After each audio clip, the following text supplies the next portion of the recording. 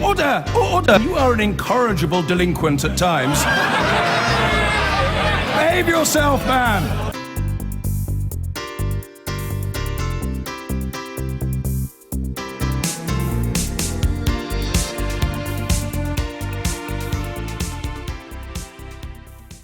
We've already heard this morning from the Chief Minister of Gibraltar talking about the EU's desire to link Brexit with Spanish involvement in Gibraltar's future. Let's ask the Defence Secretary, Michael Fallon, about that. Good morning to you. Good morning, Eddie. Now, we've established the Chief Minister was lobbying hard on this, didn't get Gibraltar mentioned somehow in Theresa May's letter. Why not?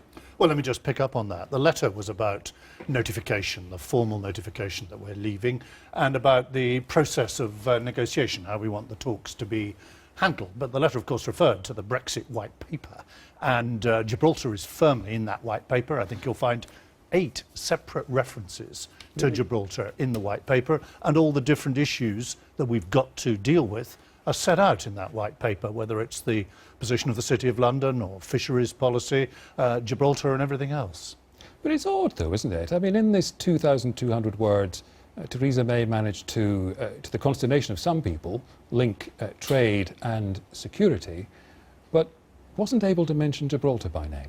Well, first of all, it's very important to link trade and security, because what we're now looking for is a deep and special partnership that covers both economic and security cooperation. So you're proud of that link? Those two things go together. I'm sorry? You're proud of that link?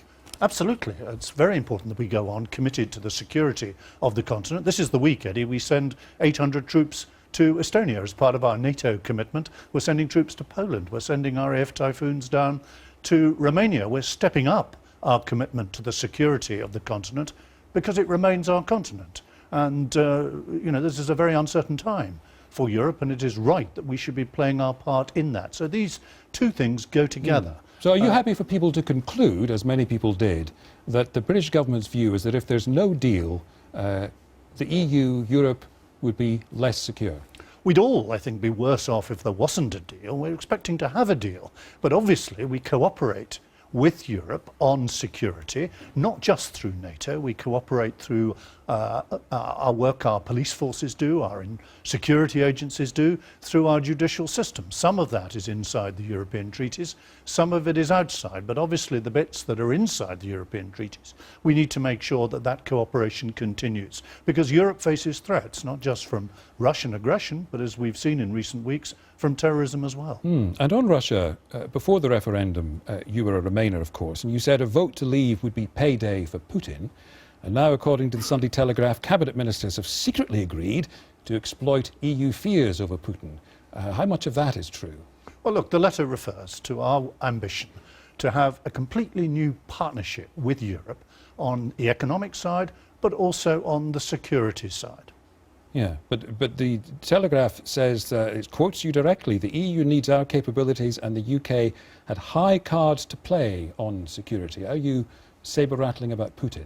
Well, this isn't a bargaining process. We happen to have... Isn't it? No, we happen to have, because we have the biggest defence budget in Europe. We've got the biggest navy in Europe.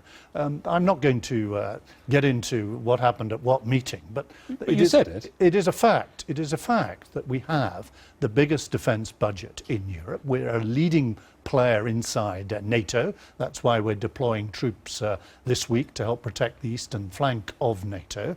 And the other European countries, of course, will want us to continue to do that. I want to talk about the size of the defence budget in just a second, but before we leave Gibraltar, are you going to take it off the table?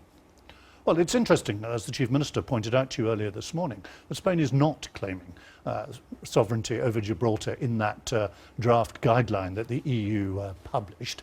And we are very clear that there cannot be a change in the status and sovereignty of Gibraltar unless the people of Gibraltar agree to it, and they don't, and they clearly don't. And so that is not going to happen. Gibraltar is going to be involved in these negotiations. Again, the Chief Minister made that clear. He's going to be involved throughout, and there will, in the end, of course, be an agreement that fully respects the position of Gibraltar. The Conservative manifesto on Gibraltar mentions it in exactly the same sentence as the Falkland Islands. How far is the United Kingdom prepared to go to look after Gibraltar's interests? Oh, we're going to look after Gibraltar. Gibraltar's How going to far? be Gibraltar's going to be protected all the way, because the sovereignty of Gibraltar cannot be changed without the agreement of the people of Gibraltar. They've made it very clear they do not want to live under Spanish rule, and it's interesting, I think, in the draft guidelines from the EU that Spain is not saying that the whole thing is subject to the transfer of sovereignty. It looks like the EU is open in principle to some kind of transitional deal in the talks that are coming up. Would it be acceptable to you to go into the next general election with free movement of people still happening and the UK still being subject to the European Court of Justice? No, we've made it clear that we're leaving the European Union, we're leaving the single market, we're leaving the customs union, and we will no longer be under the ambit of the European Court of Justice. Yes, when? But it's also clear that we have to avoid a cliff edge. We need to give business and the various sectors of our economy the certainty that they need, that there won't suddenly be a huge difference between the day after we leave and the day before. And we've set that out, and the Prime Minister set it out in her Lancaster House speech, that we will do everything we can to avoid the cliff edge. Yeah, and therefore there will be, inevitably, for some sectors, there will inevitably be implementation periods. So we could have the free movement of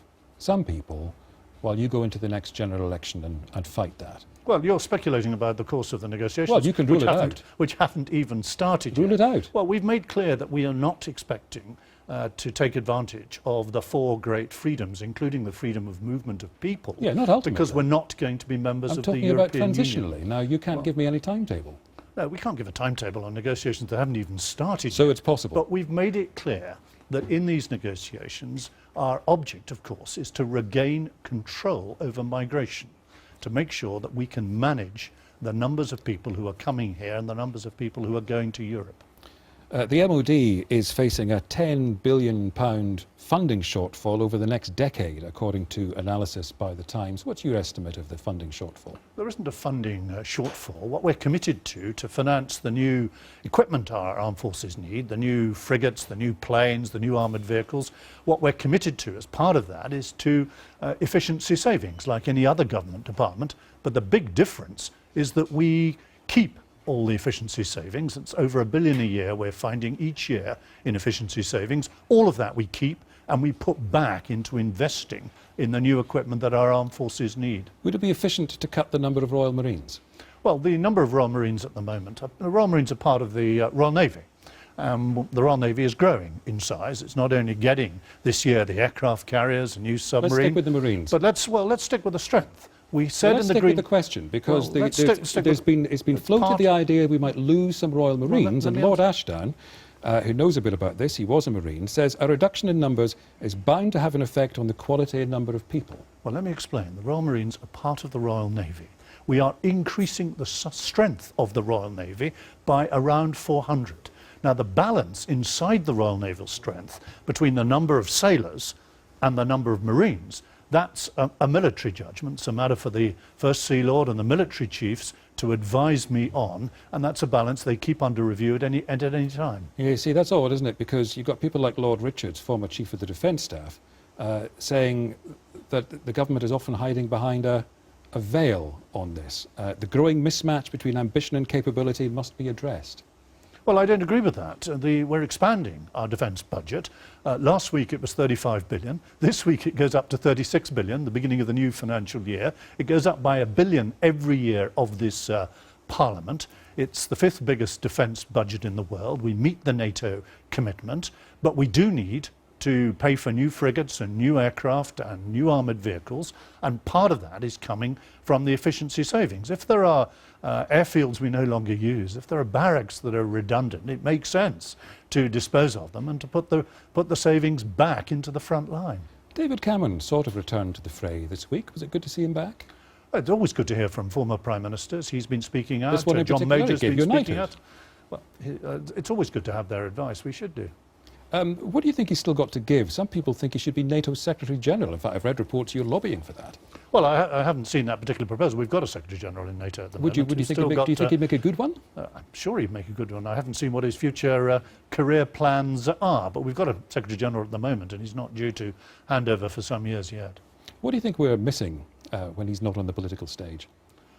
Well, David Cameron had his time during the coalition government. He led this country from a very difficult financial crisis into a coalition we haven't seen since the Second World War, and led us successfully through that. He had 6 years in Downing Street. Well, that's his and a CV, huge but amount what was do you think done. we're missing now that he's not there? Well, he's still a relatively young man. He's still got a lot to contribute, and I have regular discussions with him. He still takes a very strong interest in defence and security. Okay.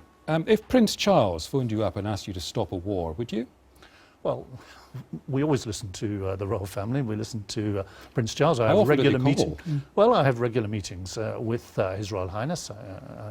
He asks to see me every so often, and he takes a very strong interest in our armed forces. As Is you that a know. delight when that call comes in? Absolutely. He takes a strong interest. He's colonel of several regiments. He served himself in the Navy and holds rank in the RAF. He's a great champion of our armed forces. And the report that he wanted to stop the war in Afghanistan for a while, did that ring true to you? I think that's something you've got to ask the Labour government about. I think that was many years ago now. All right. So Michael Fallon, thank you very much. Thank you, Eddie.